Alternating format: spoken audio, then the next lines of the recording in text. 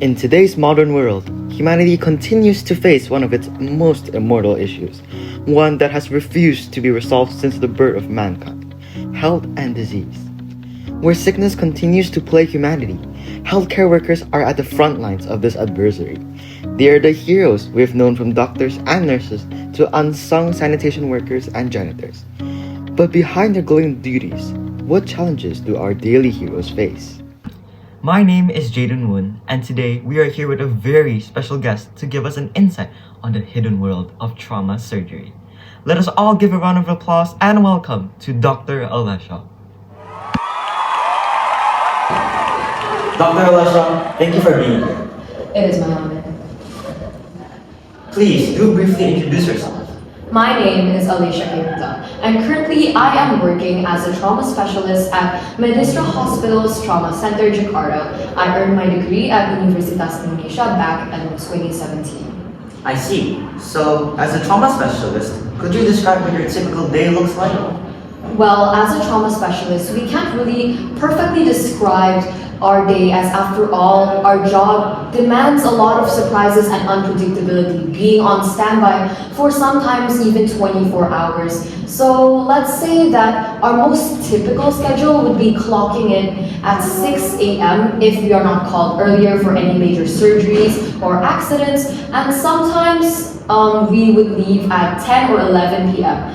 Of course, if we were performing a surgery beforehand, we would be staying for sometimes much longer, and we would have usually quite a large amount of patients, especially at Medistra, flowing in every day, mostly due to traffic incidents.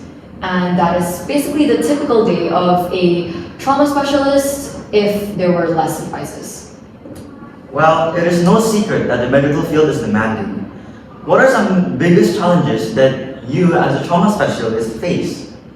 I personally feel that one of the largest challenges faced by trauma specialists ties down to two main things. First of all is that you can't save every single patient as we know.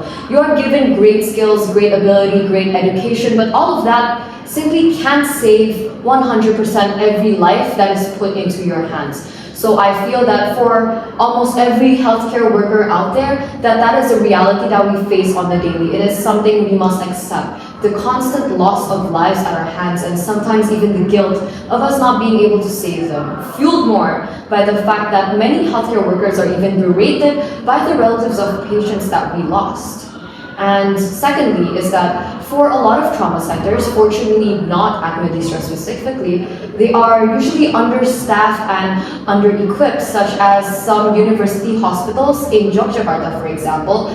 They lack the adequate funds and resources to have a proper trauma center, and end up having to send like colorectal surgeons to perform very precise and complex surgeries for, let's say, brain injuries and such, for large accidents.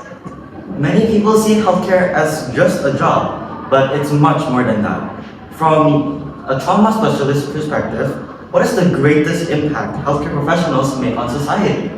Well, for a trauma specialist, it is, of course, accidents cannot be predicted and they come completely out of the blue. So when that happens, when let's say your grandpa got into a car crash, the main line that you're holding on to is God and your trauma surgeon. Because of course, if there were no great responses to modern society's incidents, society would just crumble in fear. Perhaps cars wouldn't even be a thing because people would fear going on them too much. As we know, accidents happen out of the blue, which is why trauma surgeons have such a large impact on society today. For students or young individuals considering a career in healthcare, what advice would you give them?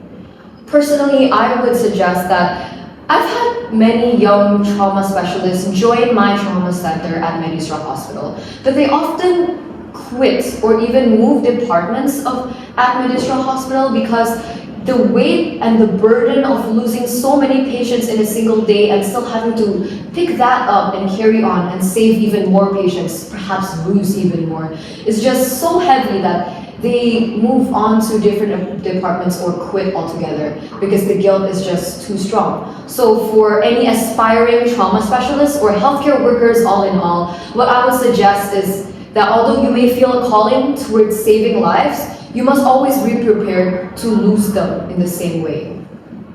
Well, Dr. Allesia, your dedication and insights have been truly inspiring. Thank you for sharing your experiences